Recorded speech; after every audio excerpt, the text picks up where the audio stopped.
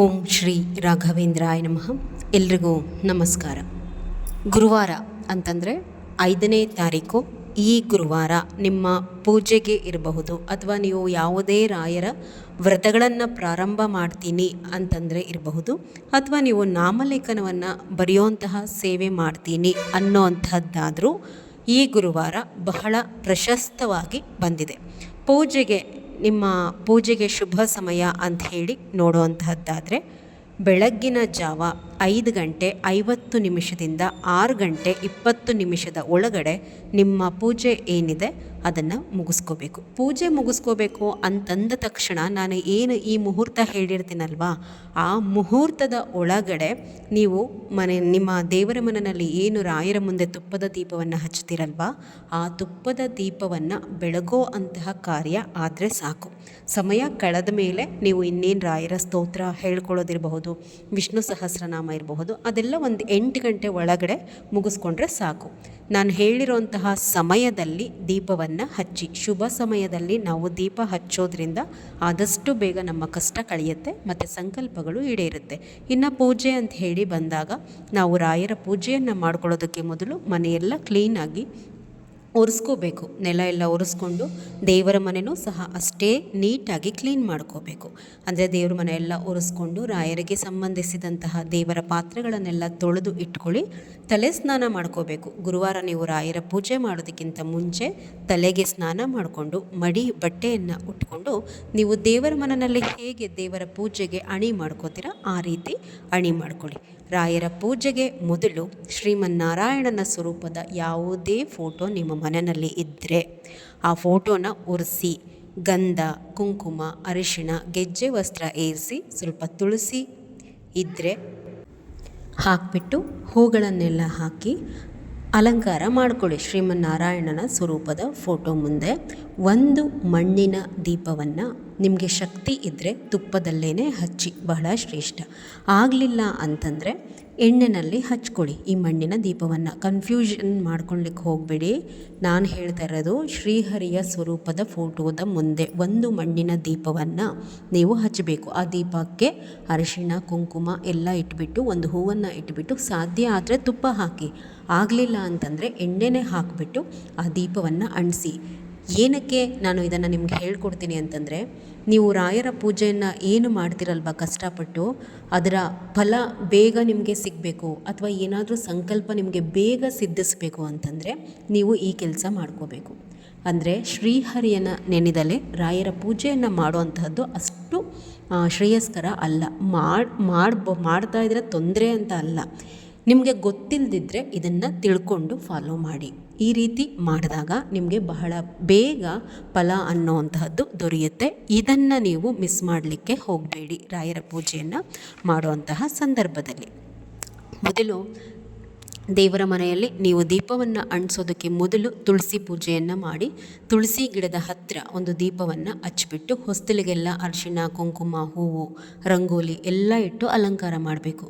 ತುಳಸಿ ಗಿಡದ ಮುಂದೆ ಮೊದಲು ದೀಪ ಹಚ್ಚಿ, ಆಮೇಲೆ ದೇವರ ಮನೆಯಲ್ಲಿ ಏನು ನೀವು ನಾರ್ಮಲ್ಲಾಗಿ ಪ್ರತಿನಿತ್ಯ ಹಚ್ಚುವಂತಹ 2 ದೀಪ ಹಚ್ಚಿ, ಅದಾದಮೇಲೆ ಶ್ರೀಹರಿಯ ಸ್ವರೂಪದ ಯಾವುದೇ ಫೋಟೋ ಅಥವಾ ವಿಗ್ರಹದ ಮುಂದೆ ಒಂದು ಮಣ್ಣಿನ ದೀಪವನ್ನು ಇಟ್ಕೊಂಡಿರ್ತೀರ. ಅದನ್ನು ಊದುಬತ್ತಿ ಇಲ್ಲ ಅಂತಂದರೆ ಒಂದು ಬತ್ತಿಯನ್ನು ಹಚ್ಕೊಂಡು 2 ಬತ್ತಿಗಳನ್ನು ಅದರಲ್ಲೇ ಹಚ್ಚಿಬಿಟ್ಟು ಆಮೇಲೆ ನೀವು ಏನು ಮಾಡಬೇಕು, ರಾಯರ ಮುಂದೆ ಇರುವಂತಹ ದೀಪಗಳನ್ನು ಹಚ್ಚಬೇಕು. ಇನ್ನು ರಾಯರ ಫೋಟೋ ಒರೆಸ್ಕೊಂಡು ಗಂಧ ಹಚ್ಕೊಂಡು ರಾಯರಿಗೆ ತುಳಸಿ ನಿಮ್ಮ ಹತ್ರ ಏನಿರುತ್ತೋ ಹೂಗಳನ್ನು ಹಾಕ್ಕೊಂಡು ಅಲಂಕಾರ ಮಾಡ್ಕೊಳ್ಳಿ. ರಾಯರ ಮುಂದೆ 2 ದೀಪವನ್ನು ನೀವು ರೆಡಿ ಮಾಡಿ ಇಟ್ಕೊಂಡು ಈ ಶ್ರೀಹರಿಯ ಸ್ವರೂಪದ ಮುಂದೆ, ಫೋಟೋದ ಮುಂದೆ ಏನು ಇಟ್ಕೊಂಡಿರ್ತೀರ ಆ ದೀಪ ಅಂಟಿಸಿದ್ದಾದ ಮೇಲೆ ರಾಯರ ಫೋಟೋ ಮುಂದೆ ಇರುವಂತಹ 2 ದೀಪಗಳನ್ನು ಅಂಟಿಸ್ಕೋಬೇಕು. ಇದು ಪೂಜೆ ಮಾಡಬೇಕಾಗಿರುವಂತಹ ಒಂದು ವಿಧಾನ, ಸರಿಯಾದಂತಹ ಒಂದು ವಿಧಾನ ರಾಯರ ಪೂಜೆಗೆ. ಇನ್ನು ರಾಯರ ಮುಂದೆ ಇರುವಂತಹ 2 ತುಪ್ಪದ ದೀಪ ಹಚ್ಕೊಂಡಾದಮೇಲೆ ಈ ಗುರುವಾರ ಬಹಳ ಪ್ರಶಸ್ತವಾಗಿ ಬಂದಿರೋದ್ರಿಂದ 5 ಮಣ್ಣಿನ ದೀಪಗಳ ಆರಾಧನೆಯನ್ನು ನಾವು ಮಾಡಬೇಕಾಗತ್ತೆ. ಇನ್ನು ಈ 5 ಮಣ್ಣಿನ ದೀಪಗಳನ್ನು ಹಚ್ಕೊಳ್ಳೋದಕ್ಕೆ ಮೊದಲು ಇನ್ಯಾರಾದರೂ ರಾಯರ ವ್ರತವನ್ನು ನೀವು ಪ್ರಾರಂಭ ಮಾಡೋವಂಥವ್ರಿದ್ದರೆ ಅಥವಾ ರಾಯರ ನಾಮಲೇಖನವನ್ನು ಬರೆಯೋಂತಹವರಿದ್ದರೆ ರಾಯರ ಮುಂದೆ 2 ತುಪ್ಪದ ದೀಪ ಅಂಟಿಸಿದ ತಕ್ಷಣ ನೀವು ಏನು ಮಾಡಬೇಕು, ಬಲಗೈಯಲ್ಲಿ ಹೂವು ಮತ್ತು ಅಕ್ಷತೆಯನ್ನು ಇಟ್ಕೊಂಡು ಎಷ್ಟು ದಿನದ ರಾಯರ ವ್ರತ ಮಾಡ್ತೀರಾ ಅನ್ನುವಂತಹ ಸಂಕಲ್ಪವನ್ನು ರಾಯರ ಬಳಿ ಮಾಡ್ಕೊಳ್ಳಿ. ಈ ಸಮಯದಲ್ಲಿ ಸಂಕಲ್ಪವನ್ನು ಯಾವತ್ತೂ ನಾವು ಶುಭ ಸಮಯದಲ್ಲಿ ಮಾಡ್ಕೋಬೇಕು. ಪ್ರಶಸ್ತ್ಯವಾದಂತಹ ದಿನ, ಒಂದು ಶುಭ ಸಮಯದಲ್ಲಿ ನೀವು ಸಂಕಲ್ಪವನ್ನು ಮಾಡಿಕೊಂಡಾಗ ಬಹಳ ಬೇಗ ಅದು ಫಲವನ್ನು ಕೊಡುವಂತಹದ್ದು. ನಾನು ನಿಮ್ಗೆ ಹೇಳಿದ್ನಲ್ವ ಸಮಯ ವಿಡಿಯೋ ಸ್ಟಾರ್ಟಿಂಗಲ್ಲಿ, ಆ ಸಮಯದಲ್ಲಿ ಸಂಕಲ್ಪ ಮಾಡ್ಕೊಳ್ಳಿ. ಇನ್ನು ನಾಮಲೇಖನ ಬರೆಯುವಂತಹ ಇಚ್ಛೆ ಇರೋರು ಈ ಸಮಯದಲ್ಲಿ ಸಂಕಲ್ಪ ಮಾಡಿಕೊಂಡು, ಅಂದರೆ ನಾವು ಏನಾದರೂ ಗುರುವಾರ ಚೆನ್ನಾಗಿ ಬಂದಿರೋದ್ರಿಂದ ಅವತ್ತು 108 ಬಾರಿ ಬರಿಬಹುದು, ಇಲ್ಲ ಅಂತಂದರೆ 501 ಬಾರಿ ಬರಿಬಹುದು. ಸಂಕಲ್ಪ ಮಾಡ್ಕೊಂಡ್ಮೇಲೆ ಅವತ್ತು ಬರದೇ ತೀರಬೇಕು, ಮಿಸ್ ಮಾಡೋ ಹಾಗಿಲ್ಲ. ಹಾಗಾಗಿ 501 ಬಾರಿ ಸಮಯ ಇತ್ತು ಅಂತಂದರೆ ಸಂಕಲ್ಪ ಮಾಡ್ಕೊಳ್ಳಿ, ಇಲ್ಲ ಅಂತಂದರೆ ಒಂದು 108 ಬಾರಿ ಬರೀರಿ.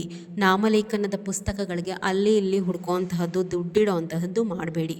ನಿಮ್ಮ ಮನೆ ಹತ್ತಿರದ ಅಂಗಡಿಗಳಲ್ಲಿ ಏನು ಮಕ್ಕಳು ಬರೀತಾರಲ್ವ, ವೈಟ್ ಪೇಜಸ್ ಇರುವಂತಹ ಬುಕ್ಕು, ಅದರಲ್ಲಿ ಬರೀರಿ, ಸಾಕಾಗತ್ತೆ.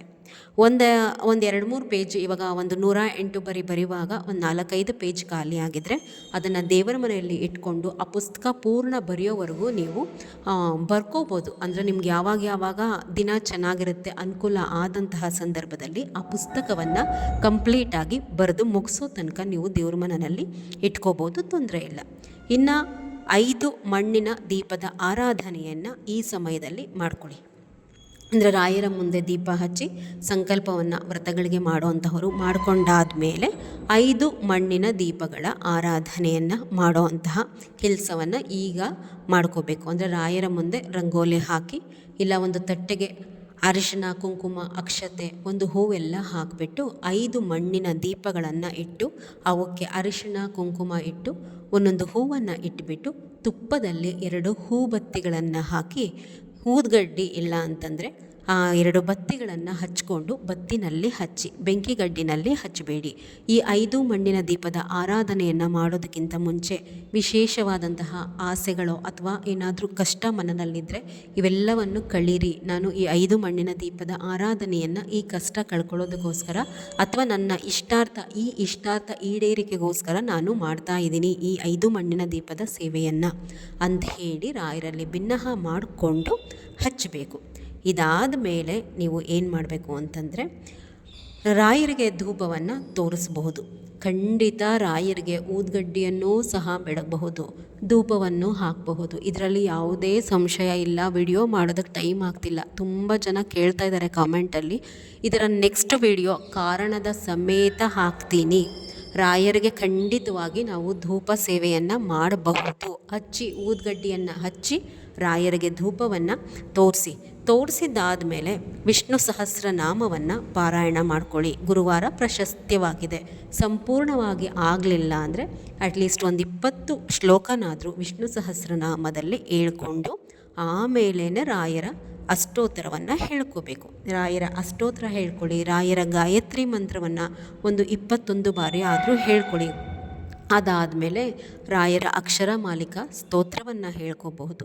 ಈ ಎಲ್ಲ ಸ್ತೋತ್ರಗಳನ್ನು ಹೇಳ್ಕೊಂಡಾದಮೇಲೆ 2 ತುಪ್ಪದ ಬತ್ತಿಗಳನ್ನು ನೆನೆಸ್ಕೊಂಡು ತುಪ್ಪದಲ್ಲಿ ಅದರಿಂದ ಆರತಿ ಮಾಡಿ, ಇಲ್ಲ ರೆಡಿ ಮಾಡಿ ಇಟ್ಕೊಳ್ಳಿ.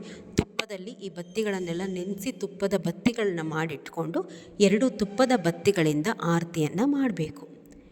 ರಾಯರಿಗೆ ನಿಮಗೆ ಏನು ಸಾಧ್ಯ ಆಗುತ್ತೋ ಅದನ್ನು ನೈವೇದ್ಯವನ್ನು ಮಾಡಿ ಅರ್ಪಿಸಿ. ಅದು ಇದು ಅಂತೇನಿಲ್ಲ, ನಿಮ್ಮ ಸಮಯ ನಿಮ್ಮ ಶಕ್ತಿಯಾನುಸಾರ ನೋಡಿಕೊಂಡು ನಾನು ಬಹಳಷ್ಟು ವಿಡಿಯೋಸಲ್ಲಿ ಸರಳವಾಗಿ ಇಡುವಂತಹ ರಾಯರಿಗೆ ಪ್ರಿಯವಾದಂತಹ ನೈವೇದ್ಯಗಳು ಎಲ್ಲವನ್ನು ಹೇಳಿದ್ದೀನಿ. ನಿಮ್ಗೆ ಏನೂ ಆಗಲಿಲ್ವಾ, ಅಟ್ಲೀಸ್ಟ್ ಹೆಸರುಬೇಳೆ ಇರುತ್ತಲ್ವ, ಹೆಸರುಬೇಳೆ ಅದನ್ನು ನೆನೆಸ್ಬಿಟ್ಟು ಬರೀ ಹೆಸರುಬೇಳೆ, ಉಪ್ಪು ಖಾರ ಏನು ಹಾಕೋದು ಬೇಡ, ಅದಕ್ಕೆ ಬರೀ ಹೆಸರುಬೇಳೆ ಇಟ್ರೂ ಬಹಳ ಶ್ರೇಷ್ಠ ರಾಯರಿಗೆ.